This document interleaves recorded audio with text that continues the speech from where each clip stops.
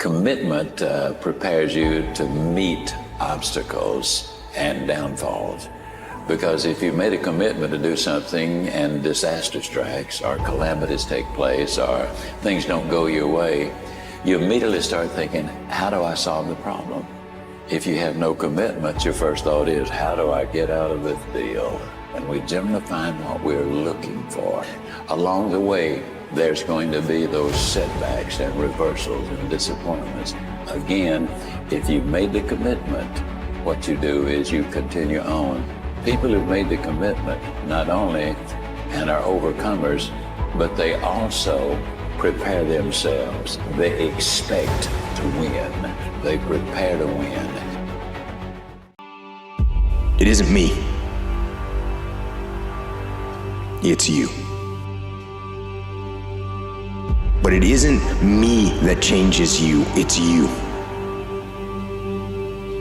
You set the small goals, you achieve those goals, then set some more and achieve those and set some more goals, maybe a little bit bigger, but not that much bigger. Just start. Start small.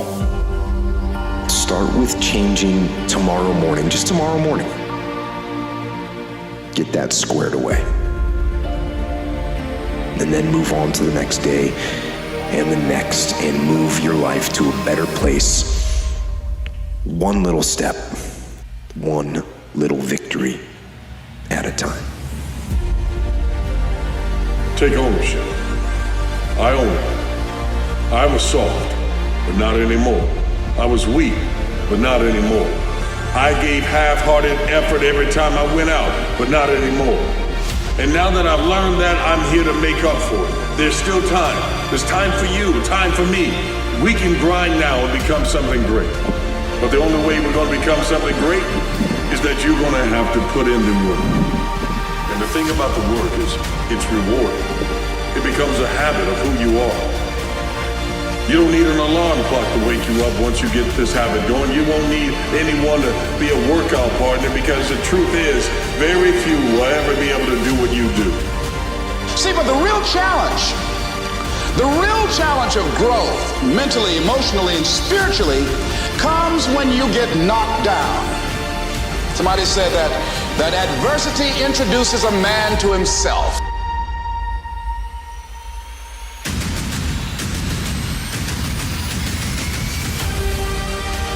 Similarly, there is no such thing as my life and your life.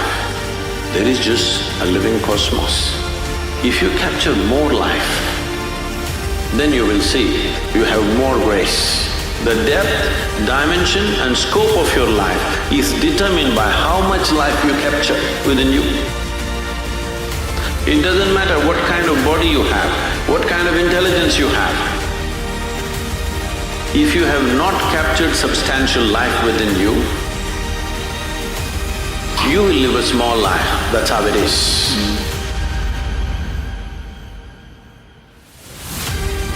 Let it go and begin to focus on developing myself. And I say to you, you're going to have people to do things to you. Things are going to happen to you. And the most important thing to do is to harness your will and let it go. And move so you can grow. So you can get on with your life. All of us have experienced some tragedy, and if we haven't, we will. And you can either let it destroy your life, or you can build upon it. You can permit it to let it hold you down, or you can decide, I'm not going to let that happen to me. I'm bigger than this.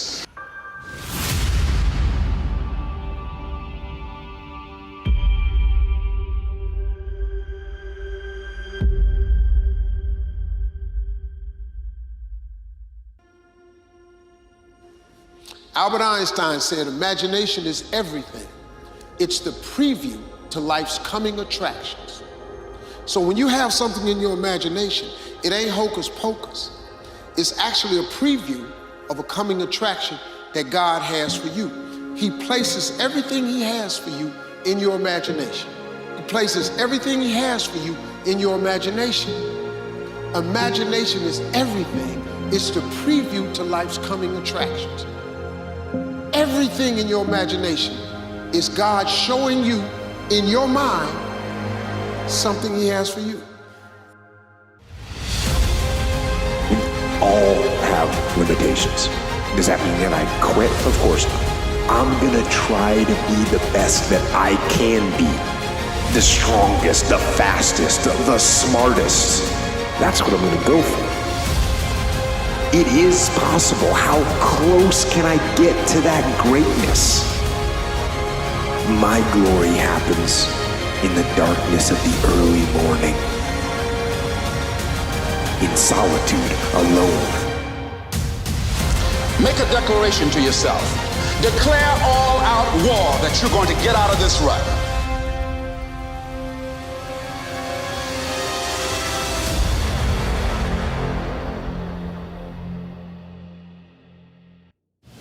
The only limits that I have, the only limits that you have is based on what's in the mind. You can overcome it, you can become a Paralympian. You can be a soldier, lose an arm, lose a leg, lose something, but still become epic, become great, because it's not what you lose, it's what you add. Add the work ethic, add the mindset, add the heart, add the spirit, and whatever else you're lacking, God can give you. But you gotta ask for it, you gotta want it. When it's cold outside and you cannot run, when it's here, where you failed, sometimes you gotta go back to the very field, the very place where you gave up, where you quit. Go back there and reclaim what you could have been, because it's still in you. If it was ever there, it's waiting to be claimed. Why don't you claim your greatness?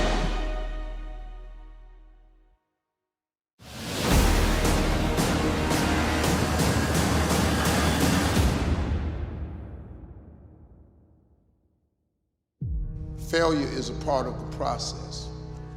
You have to fail to win. You have to lose your fear of failure.